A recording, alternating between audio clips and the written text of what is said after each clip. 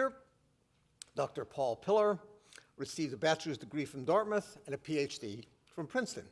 He is a 28-year veteran of the U.S. intelligence community, where he has held a variety of managerial positions, including chief of the analytical units at CIA, covering the Near East and Persian Gulf and South Asia.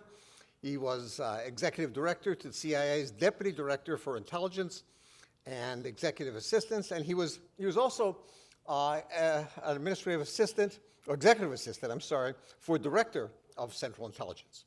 He's the author of four books: Intelligence and U.S. Foreign Policy, Why America Misunderstands the World, which I think is a topic in itself we should ask him to revisit, Terrorist and U.S. Foreign Policy, and Negotiating Peace. It gives me great pleasure this evening to welcome Dr. Paul Pillar.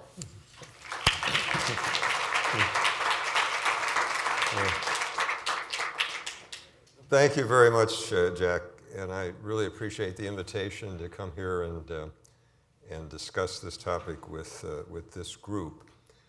We're going to talk about Iran, and with a particular focus on Iran's place in its region and how it sees things. I'm going to get into a little bit of some security and foreign policy issues of high concern to the Iranians and to us, and suggest some ways in which we ought to be thinking about our own policy. I'm not going to say a whole lot about Iranian internal affairs, except in a few ways in which they bear rather directly on these foreign and security issues that are the focus.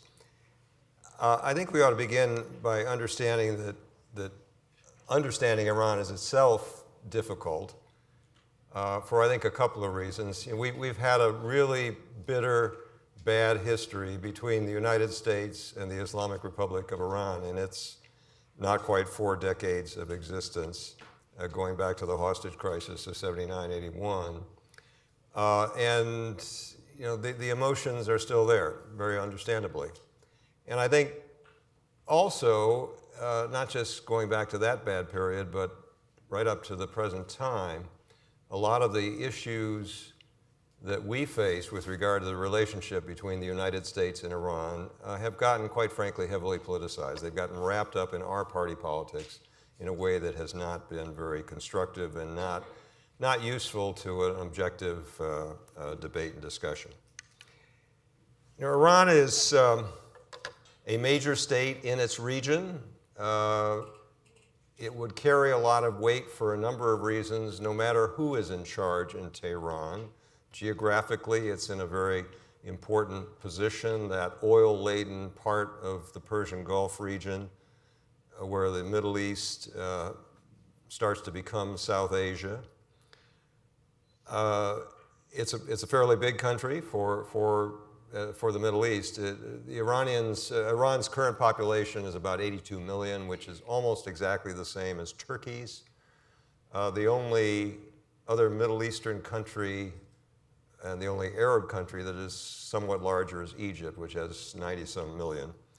But Iran is substantially larger in population than any other Arab country. And besides the demography and the geography, you've got the history of the old Persian Empire going back literally millennia that still is part of the frame of mind of Iranians as to their natural place as a major Middle Eastern power. And all of this is true, and all of this would be applicable, as I say, no matter what the coloration of the regime is in Tehran. And in fact, the previous regime under the Shah, he made a big deal about Persia's great history, and back at this time in 1971, staged this incredibly lavish 2,500 anniversary celebration of the Persian Empire at Persepolis, an incredibly costly thing. Got a lot of criticism for it.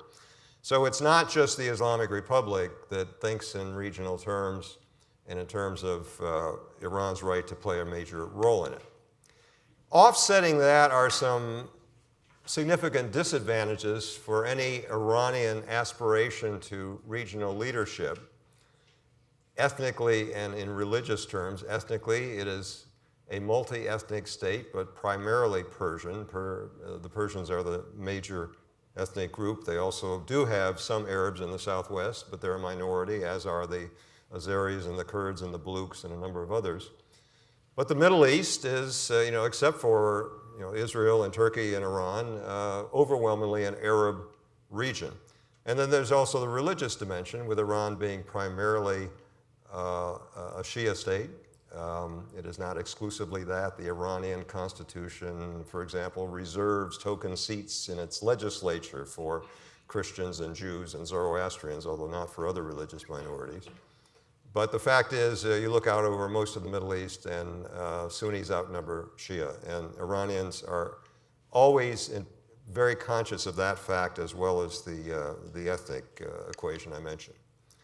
And there has been a history, not going back 2,500 years like the Shah's celebration did, but more recently, in which the Iranians have been given much reason to see themselves under threat, to see themselves preyed upon by other powers taking advantage of Iranian weakness. During World War II, the British and the Soviets occupied, for most of the war, portions of Iran. The British in the south, the Soviets in the north. In fact, the Soviets stayed there for almost a couple of years after the end of the war. But as far as the West is concerned, that history has made the Brits a particular bête noire of sorts for many Iranians. And then there's other history. One thing that keeps getting mentioned again and again and again were the events of 1953, in which a popularly elected prime minister, Mossadegh, was overthrown in what amounted to a coup that was clandestinely instigated by the US and British. And as a result of which, the Shah, who had been moving in the direction of becoming more of a constitutional monarch, really became an absolute monarch, as he continued to be for the next couple of decades. And again, this has been a sore point that you keep hearing from Iranians with regard to US-Iranian history.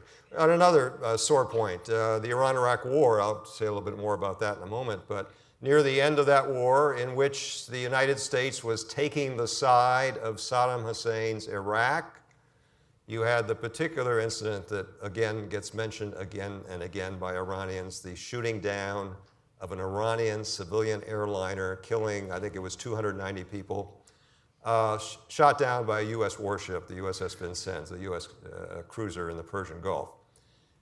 A case of mistaken identity from the standpoint of the US naval crew, but to this day, many Iranians, perhaps most Iranians, continue to believe it was a deliberate shoot down of a civilian Iranian plane. And then more recently, bringing it up to the present day, you have policies of the United States and Saudi Arabia and Israel, along with, you can throw in the UAE and Bahrain as part of the Saudi orbit,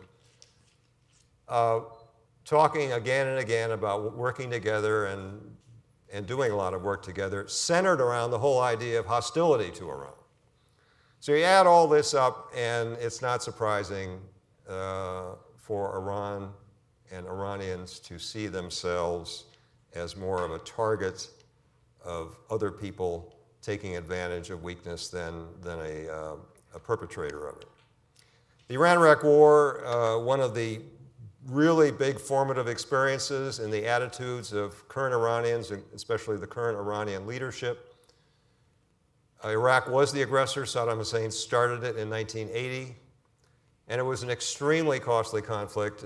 We don't have really good figures about the casualties, but deaths on each side, but at least on the Iranian side, were well into six figures with far higher totals of injured. And besides all of the bloodshed at the front, you had what became known as the War of the Cities, in which Iraqi Scud missiles were raining down on cities like Khorramshahr and Abadan in the southwest. All of this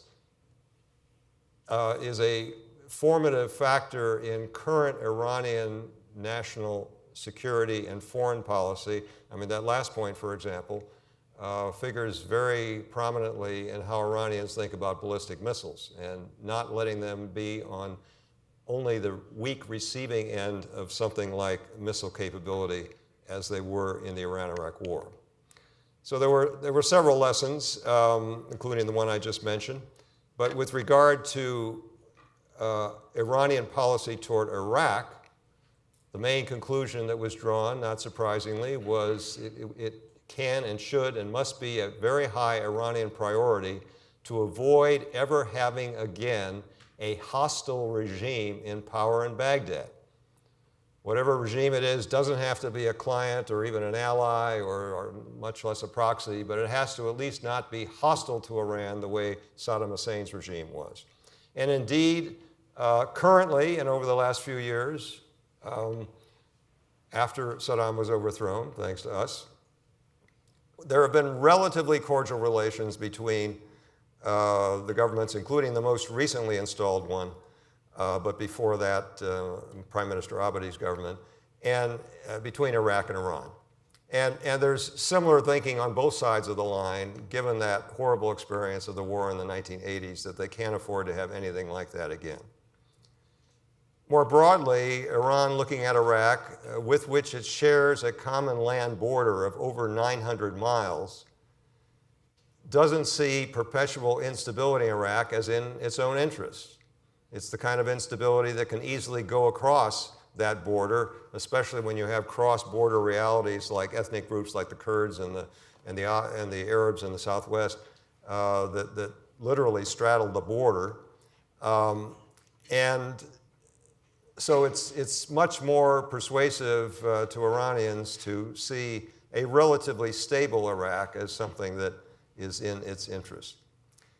And indeed, that has underlain what has been the biggest Iranian activity in Iraq over the last few years, which is to assist the regime in defeating the so-called Islamic State, or ISIS, which established about half of its so-called caliphate or mini-state in western and northern Iraq, now pretty much reduced just to fragments, as is true on the Syrian side as well.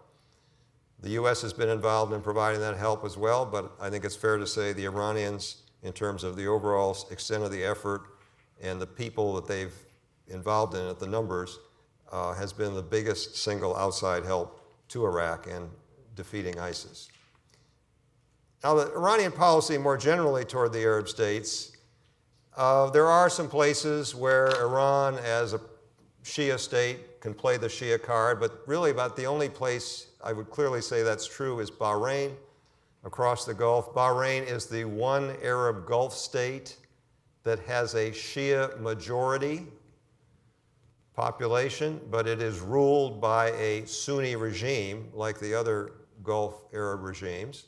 It is an unpopular regime, not just for that religious reason, but for other reasons.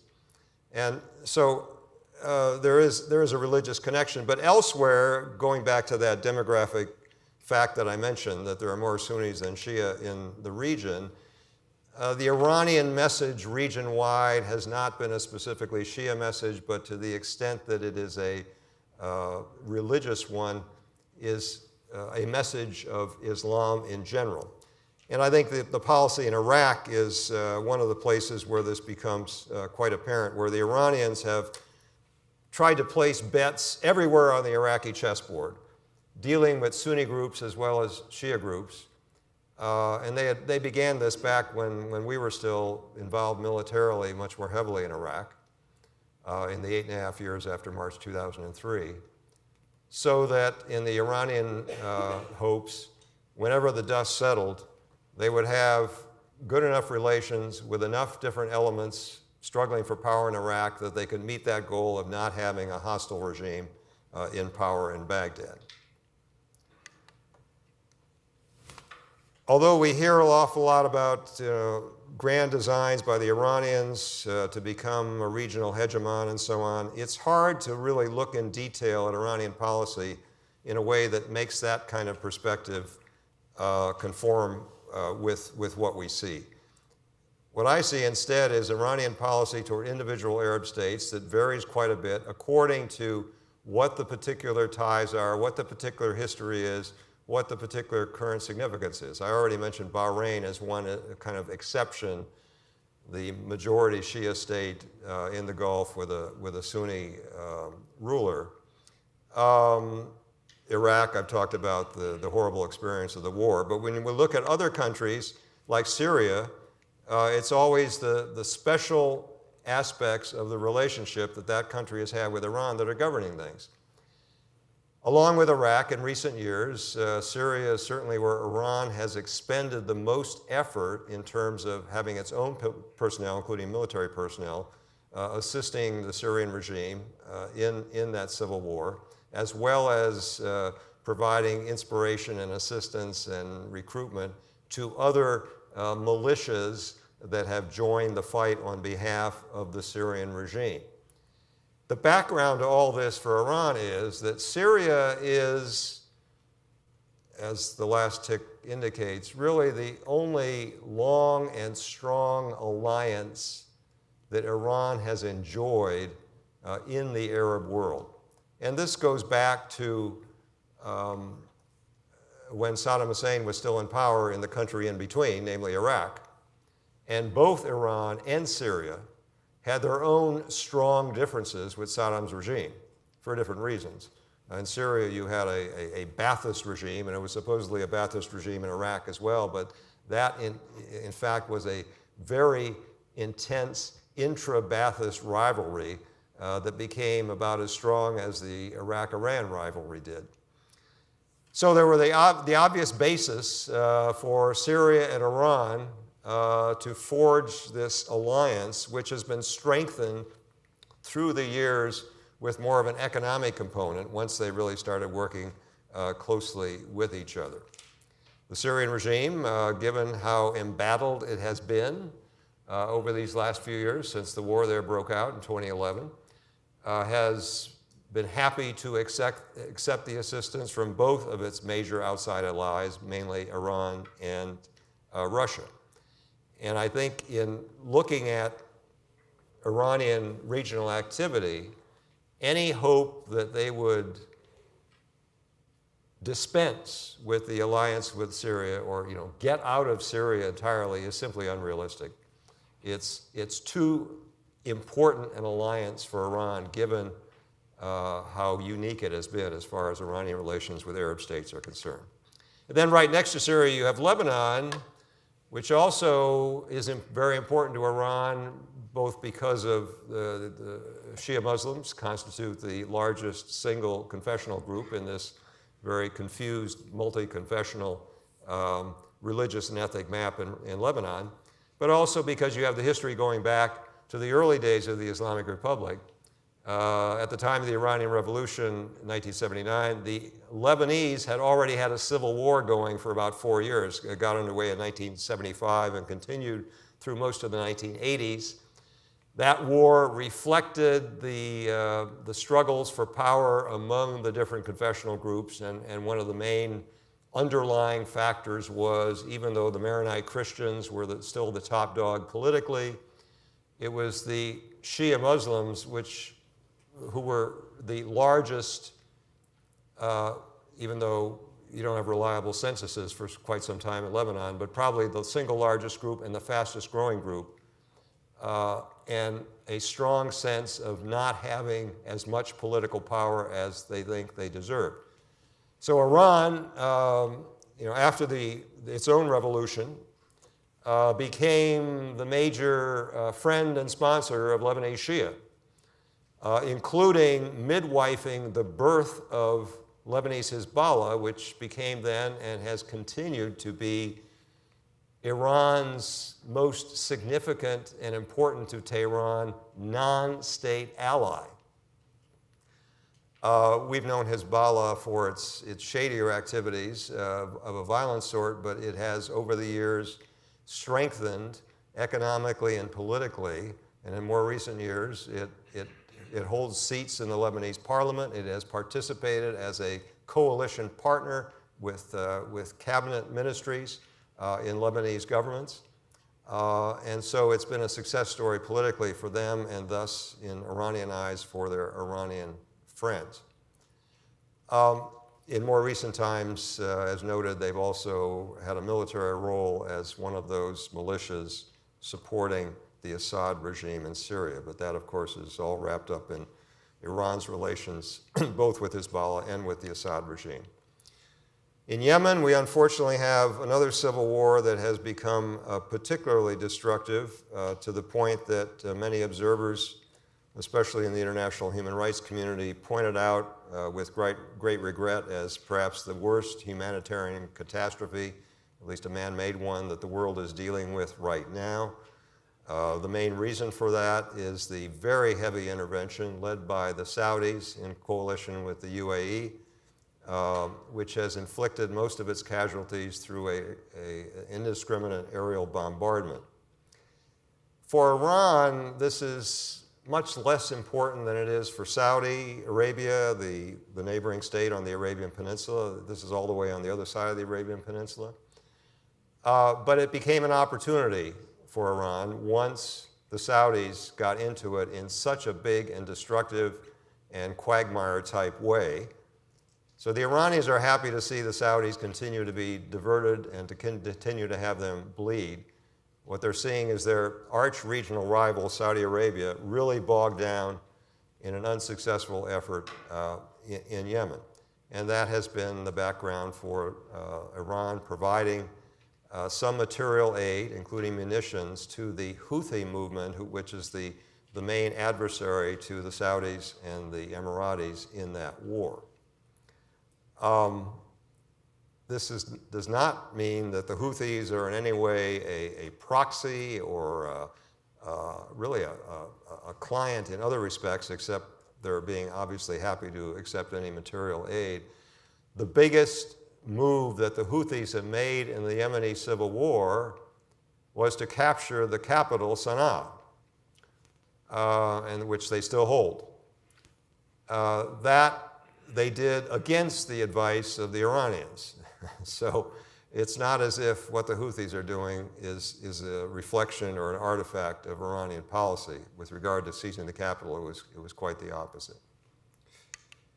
Now, there's been a lot of evolution in how the Iranians look at their role in the Middle East. I don't want to pretend it's a static target, and it's not. But in the earliest days after the overthrow of the Shah with Khomeini's revolution, there was a lot of thinking in that new regime that was almost similar to the way the Bolsheviks were thinking after their revolution in Russia in 1917, where they had to hold on in the Civil War, and you had white forces that were trying to wipe them out.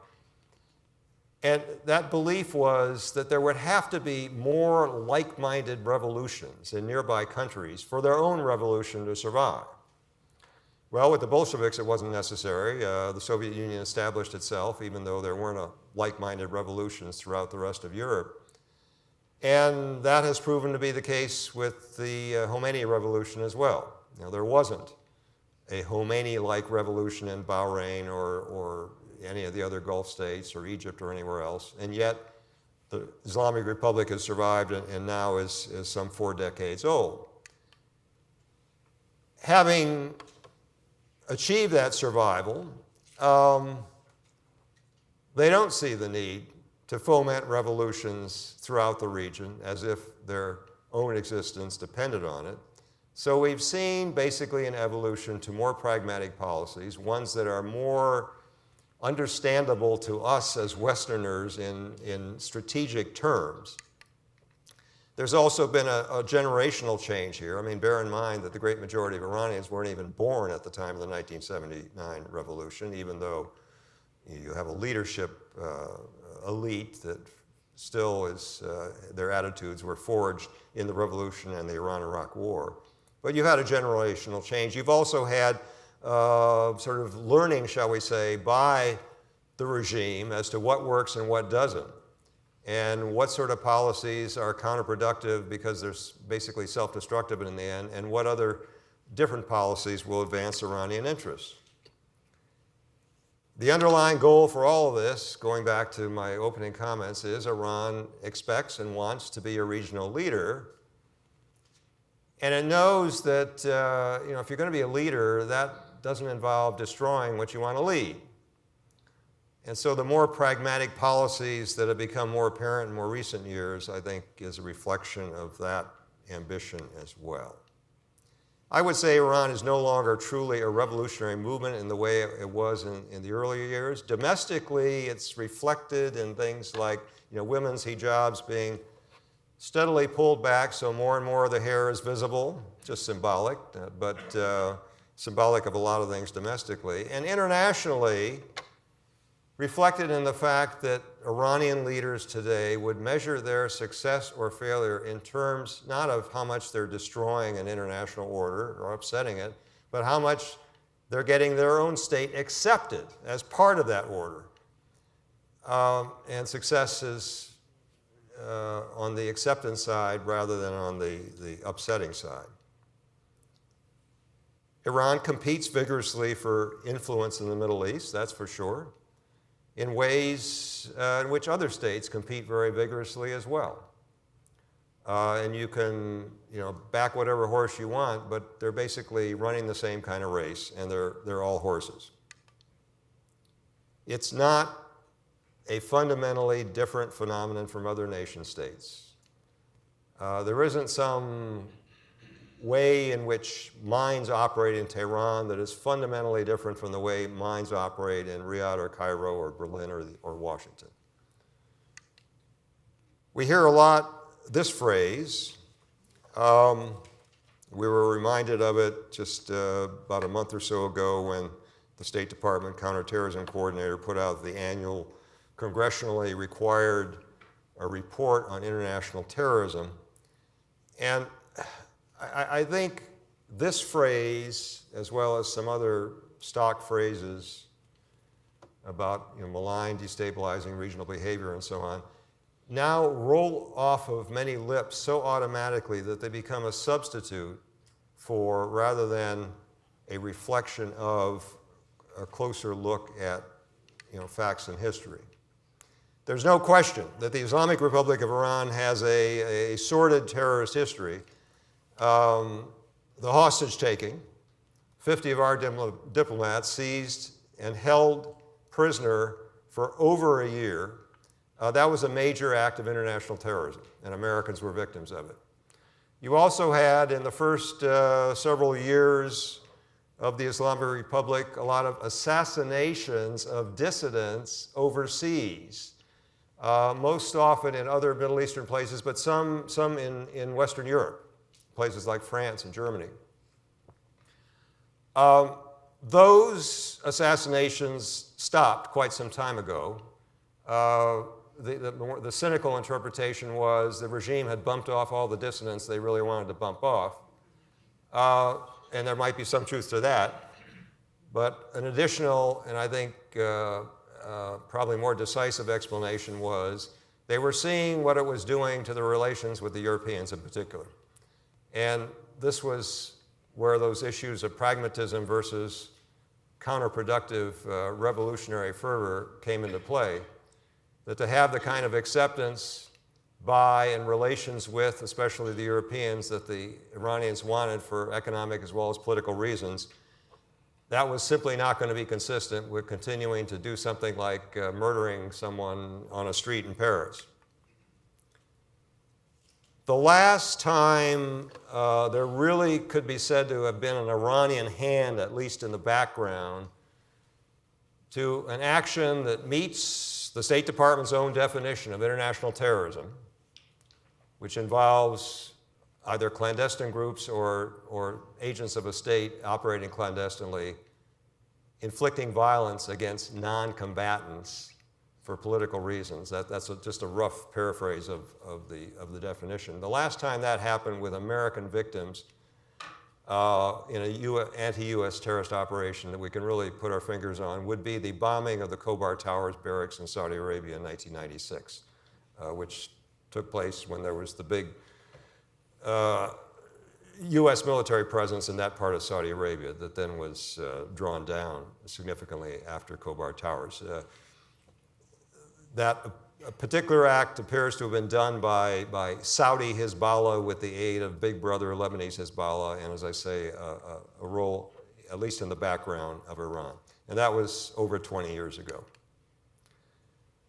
The current rationale that you'd hear from someone like the State Department coordinator for continuing application of the state sponsor label, especially that leading state sponsor, is not particular operations that Iran is doing or even that its clients or allies are doing, but just the very fact of an alliance with groups like Lebanese Hezbollah and the Palestinian group Hamas, both of which certainly have been practitioners of true international terrorism, but both of which also play political roles, and to some extent economic ones, that make them important both in the populations in which they try to operate and as well to the Iranians. I already talked about Hezbollah. Hamas, for example, now the de facto ruler, such as it is in the Gaza Strip, is a major political actor, and the Iranians in Palestinian politics, and the Iranian support for Hamas is part of its support for the Palestinian cause and anti-Israeli occupation.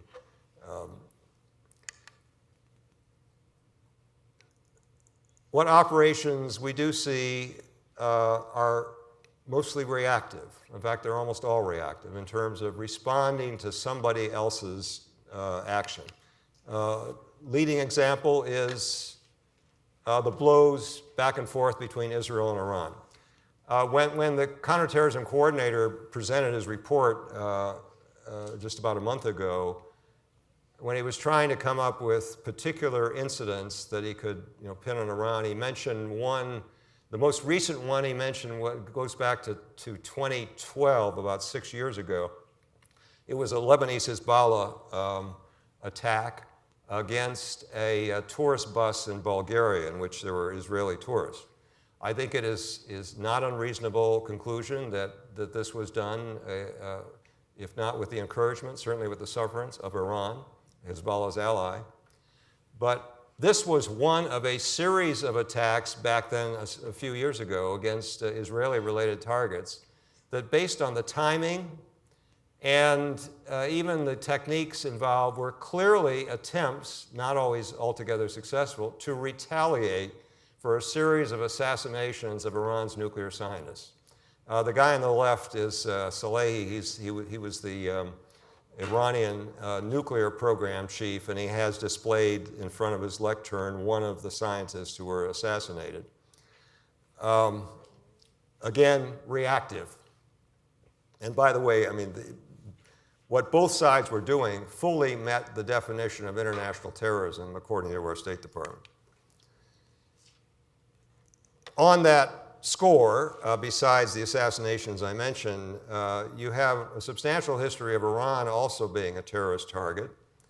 I would put at the top of the list the so-called Mujahideen Khalq, or MEK, which is a kind of cult/terrorist group that had its origins way back during the reign of the Shah, following an ideology that was sort of a combination of Marxism and Islamism. They were initially allied with and then later broke with the Khomeini regime. And later on, to make the break even more painful, during the Iran-Iraq War, they threw in their lot with Saddam Hussein and became, in effect, an auxiliary of the Iraqi security apparatus. All through this time and up to more recent years, they have been responsible for an enormous number of attacks inside Iran, with some of the estimates of deaths in Iran from MEK attacks getting into 5 figures, certainly at least 4 figures. You've had, more recently, a couple of things that go beyond the MEK. There was an ISIS attack in Tehran last June against the Iranian parliament and also the mausoleum of Ayatollah Khomeini. The equivalent would be if we had in Washington, D.C., an attack on the U.S. Capitol and the Washington Monument. So that gives you some idea of how significant it was in Iranian eyes, and that upper picture was from that incident. And then very recently, just last month, you had an attack during a military parade in Avaz, which is down in the southwestern part of the country. There were conflicting claims by that one. ISIS made one claim. There was also a claim by an Arab separatist group. But anyway, for Iranians, being a target of international terrorism is very much a live issue, as the attack just last month indicates. So, again, policy is reactive. And as I mentioned, most of what may concern us in terms of Iranian activity in the Middle East is an attempt to respond, at least, to what other states have done, or to take advantage of situations that arise for other reasons. I mean, in that latter category would be the Syrian civil war and the war in Iraq that ISIS was waging. Nothing that, that Iran started. Iran didn't start any of these wars, or the earlier war in Lebanon, or the civil war in Yemen. But once they've occurred and others have intervened, and they've had a chance to score at least propaganda points or get brownie points with a particular regime by assisting them, they've done it. And all of those are, the objectives that I've mentioned, as well as countering direct threats to Iranian interests. So some examples of reactive policies, going back to that creation of Lebanese Hezbollah during the Lebanese Civil War. Well, you had the Civil War going and that whole context among the confessional groups that I mentioned earlier, but the other big factor there was the Israeli invasion of Lebanon in 1982, and then the Israelis stayed in at least part of Lebanon for almost 20 years. The Israeli objectives had to do with bashing the Palestinians and trying to move them out, and they succeeded in doing that, and that's when the PLO decamped to Tunisia. But amidst this was a sense that nobody was standing up to the Israelis, who were doing whatever they wanted in Lebanon. And so the Iranians exploited that situation by helping to create Hezbollah, which then became the champion of all Lebanese Shia, as well as a major player, and continually presenting itself as a defender of all of Lebanon against the predations of the Israelis. Several years later, after the Persian Gulf War in 1991, under the George H.W. Bush administration, we had this Madrid conference, which was aimed at trying to achieve more peace generally in the Middle East, but particularly trying to move ahead the Israeli-Palestinian issue. There were something like 50 countries that were invited to the conference. The Iranians were pointedly excluded by us as well, and our allies went along with that. And the Iranian reaction was, hey, you can't just ignore us. And it was about this time, and in large part in response to this snub and isolation, that the Iranians started working much more actively with Palestinian rejectionist groups such as Hamas. I mentioned already the civil wars in Iraq and Syria and assisting the incumbent governments. And then Yemen again, the assistance to the Houthis, clearly a response to what the Saudis have done and taking advantage of the trouble that the Crown Prince and the Saudis have been having in that very costly intervention. And the continued opposition, basically throughout most of the Arab world, to Israeli continuing to hold and occupy what's regarded as Palestinian territory, is the big incentive for the Iranians to continually pose as champions of the Palestinians, not just with aid to Hamas, but also rhetorically in terms of propaganda. They don't necessarily want to be more Palestinian than Palestinians, but they see this issue, they correctly see it as one that continues to have enormous resonance throughout the Arab world, and so they'll take advantage of it. And when they are attacked, they will try to respond. I mentioned the tit for tat with Israel. There was that Avaz attack just last month, and a couple of weeks later, in other words, just about 2 weeks ago, the Iranians fired some missiles from their territory to targets in Syria, where some of the anti-Syrian groups were located. And they described this as retaliation for the Avaz attack. I think that's partly sort of buying into the ISIS claim You can argue this wasn't really an effective retaliation because they probably weren't hurting people that necessarily conducted the attack, especially if it were Arab separatists. But anyway, just imagine if something like the Avaz attack had happened here in the United States. The equivalent would be, let us say there was a military parade outside Fort Campbell, Kentucky. And someone started setting off bombs and killing a number of people. Well, of course, there would be an enormous popular demand here in this country for our government to retaliate and retaliate forcefully.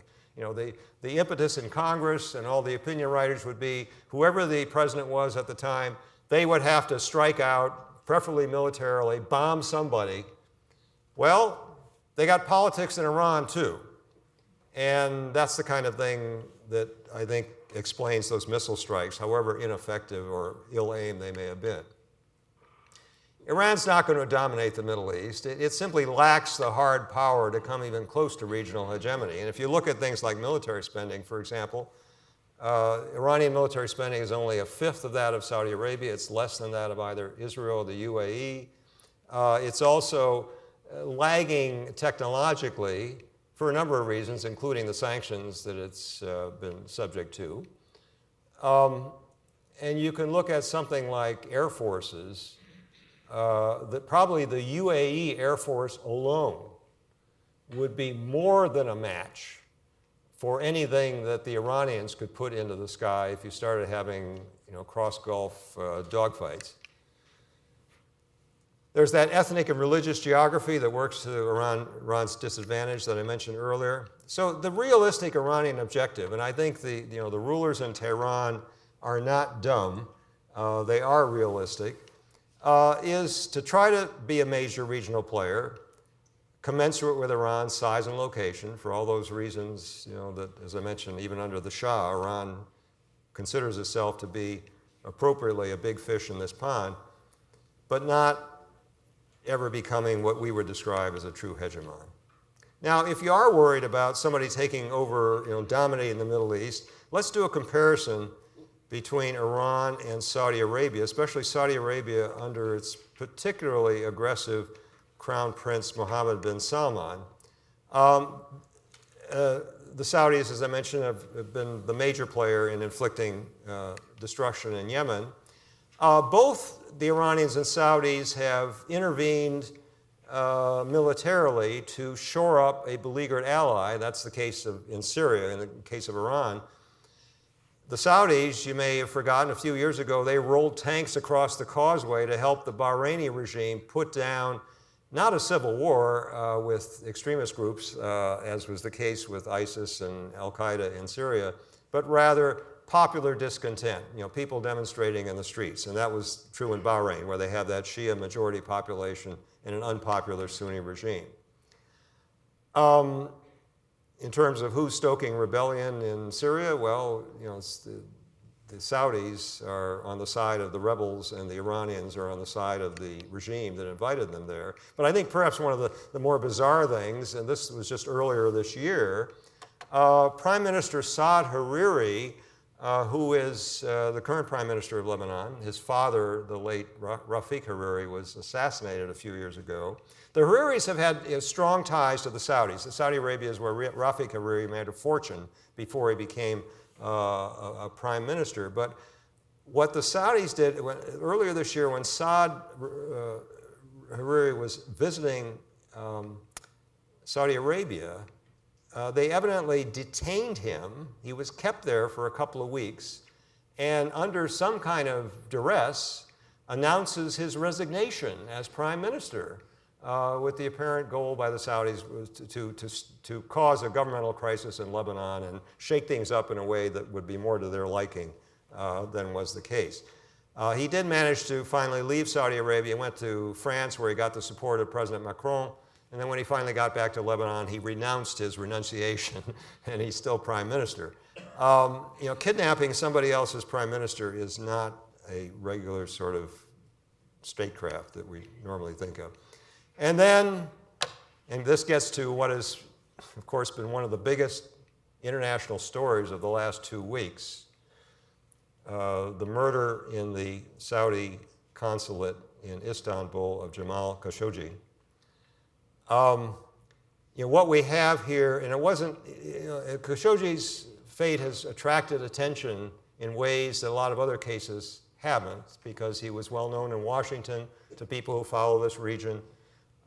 He was a columnist for the Washington Post, and the Post has been beating the drum extremely heavily with regard to his case, and they had enormous coverage of it. So he would not be forgotten, but actually it was part of what's been a pattern over the last year or two, and certainly since MBS, Mohammed bin Sultan, became the effective ruler of Saudi Arabia, of treatment of exiled dissidents as well as treatment of dissidents inside Saudi Arabia.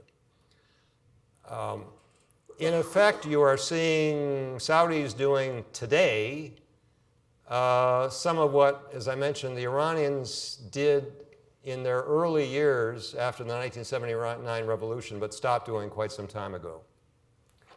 So who's the rogue? Well, you can draw your own conclusions. Now let me say something about the nuclear issue, and pretty quickly, but the Iranian nuclear program goes way back to the Shah's regime. It wasn't something created by the Islamic Republic. But under the Islamic Republic, the regime clearly did have an interest in developing nuclear weapons. We know now that they were doing actual design work. And that according to an intelligence assessment that the US made with a public judgment back in 2007, that work stopped in 2003. Sometime about then, the Iranian rulers evidently concluded that their country would be better off as a non-nuclear weapon state with the ability to get integrated into the international system politically and economically more than they were back then. Better doing that than to have a nuke and be an international pariah forever. And if I were advising them, I would say I think that was the right choice in terms of what was in Iranian interest. But it still took a little while longer before we got to a negotiation that bare fruit. And there were a couple of things that made that possible. One was the replacement of the former president, Mahmoud Ahmadinejad, who became a really sort of ugly face of Iran that we really like to hate. He was this guy who, he looked like a lounge lizard in a leisure suit and had this awful rhetoric. And he was finally replaced by someone who wasn't quite as ugly a face, namely Hassan Rouhani, a cleric. When he was elected president in 2013, Rouhani is now in his second term. And so that was one of the things that made negotiations possible. At least as important was abandonment by the United States of what previously had been its demand that Iran cannot enrich any uranium at all. Zero enrichment.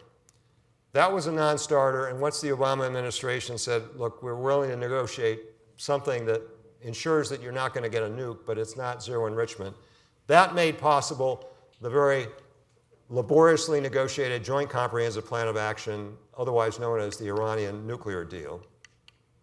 Just to recall some of the things that it did, it closed all the possible pathways to an Iranian nuclear weapon, not only with regard to the uranium path to a bomb, by blending down, giving away much of what they had already enriched, destroying like 2/3 of their enrichment centrifuges and other measures like that, but also preventing the plutonium route to a nuclear weapon, basically taking the nuclear reactor that was the main concern and filling it up with cement.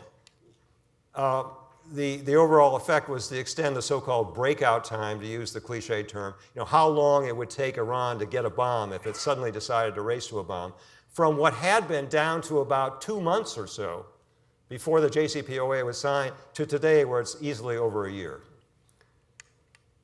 And it established the most intrusive and comprehensive nuclear inspection regime that any country has ever voluntarily agreed to.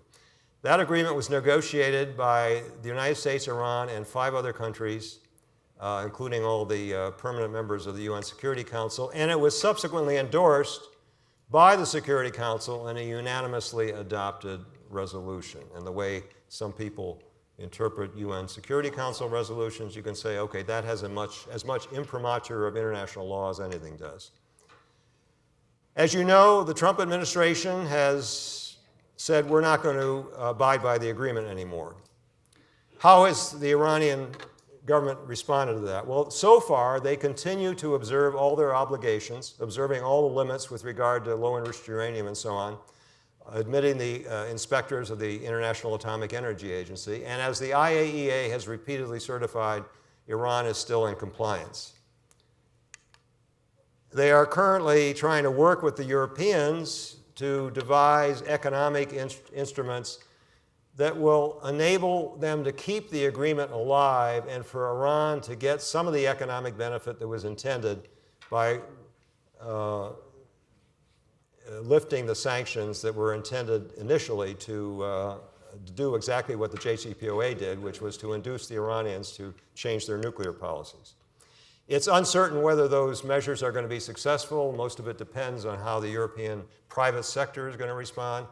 And despite having these alternative banking arrangements, it's still an awfully big club that the US Treasury Department can hold over the heads of European financial and industrial institutions, many of which have already announced that they are simply not going to do business with Iran because the US market is much bigger and much more valuable to them. More generally, the Iranian response to the Trump administration's hostile policies toward Iran has taken a number of forms. I think the Iranian leaders look on how the United States, under the Trump administration, has isolated itself. The U.S., except for support from Israel, Saudi Arabia, and the UAE, is all alone on this whole nuclear question. All the other 6 parties want to keep the agreement going. The Europeans are working hard to try to keep it going. And I think they're basically waiting and hoping for something different to emerge from Washington after 2020. We'll see if that happens.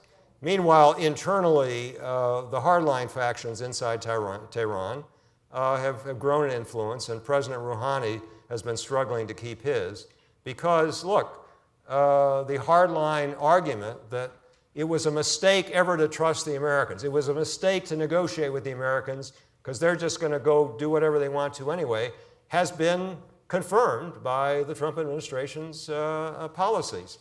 And so the likes of President Rouhani and Foreign Minister Zarif have really had to struggle to try to keep saying what they've been saying.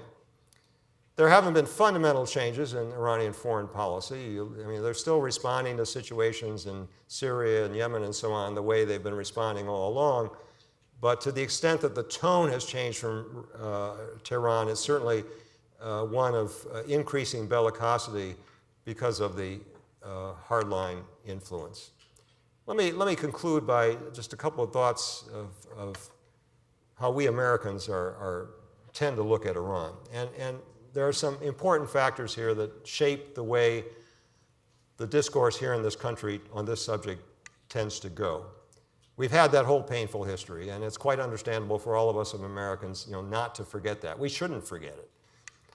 But you've had more recently the heavy influence of those 2 states in particular, major regional rivalries of Iran, which have had their own reasons to try to do everything they can to influence the United States, to keep Iran in an international doghouse, to weaken Iran, to damage Iran. And for someone like the Netanyahu government in Israel, this serves a number of purposes. It helps to cripple a major regional rival. It helps to ensure that the United States is never going to have a rapprochement with Iran, and Israel can continue to present itself as the only reliable U.S. ally in the region. And it's a wonderful diversion from anything that government does not want to talk about. I mean, just look at any interview, say, with Netanyahu or someone in his government when anything comes up with regard to the conflict with the Palestinians or what's going on in Gaza, and almost always, immediately what you hear is, but the real problem in the Middle East is Iran. And that's the one we've got to concentrate on. And given the political realities here in the United States, that has had an enormous influence on the discourse on this topic here in this country.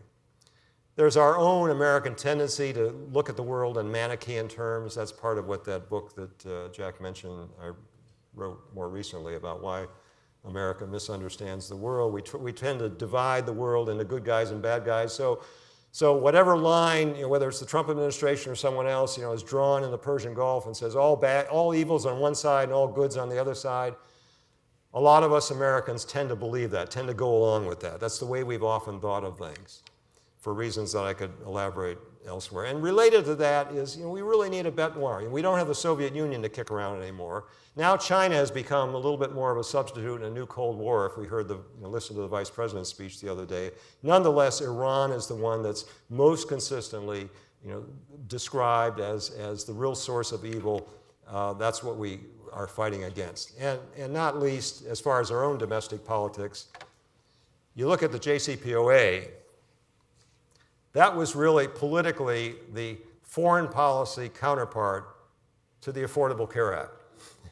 One was Obama's most significant foreign policy achievement. The other was Obama's most significant domestic policy achievement, I think in the view of a lot of people. And the Republican response was, we can't let either of those things succeed. We've got to destroy both. And they've partly succeeded in one and partly succeeded in the other. Finally, some of the questions about U.S. policy that are worth just thinking about. I'm not going to put out a line, but ask you to think about it.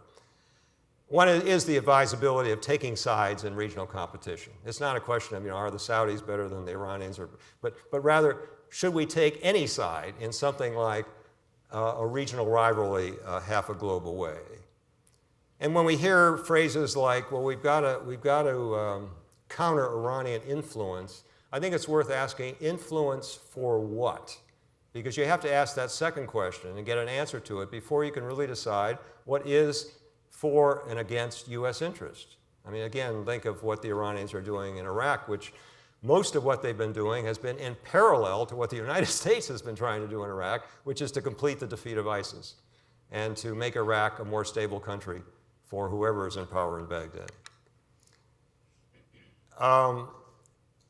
And we ought to think about, per my comment about the hardliners in Tehran gaining influence since we reneged on the JCPOA, how our policy impacts on other people's politics. And again, we have to remember they have real politics in Iran just like we do in the United States. If the JCPOA does die, if those economic workarounds that the Europeans are working on are not sufficient, and the Iranians at some point say, okay, we're just still being economically punished, we're not getting our part of the deal is off. Then, no more restrictions on how much uranium they can enrich, to what level, how much plutonium they can make. Then we could have a real nuclear arms race in the Persian Gulf. That's worth worrying about. And not least of all, just at a conventional level, amid the escalated hostility between Washington and Tehran, how much of a risk of war is there breaking out, even if neither side intentionally starts one, but just as a byproduct of something happening over there. For example, remember that incident under the Obama administration when a couple of our U.S. naval small craft ventured mistakenly into Iranian territorial waters, and we had some of our sailors then who were seized by the Iranians and basically held by the Iranians for not quite 24 hours. Fortunately, we had communication with them, especially at the foreign minister level, and Secretary Kerry and Foreign Minister Zarif got on the phone, and they worked it out, and our seamen were released unharmed, and we got our craft back. I shudder to think about what would happen if the same incident occurred today under the current administration. We've got no foreign minister channel. We've instead got an administration, especially a national security advisor, who seems to be chomping at the bit to escalate something like that. The risk of war is not non-trivial. Well, let me stop there, and however much time we got for questions, I'd be happy. Yes, Chuck.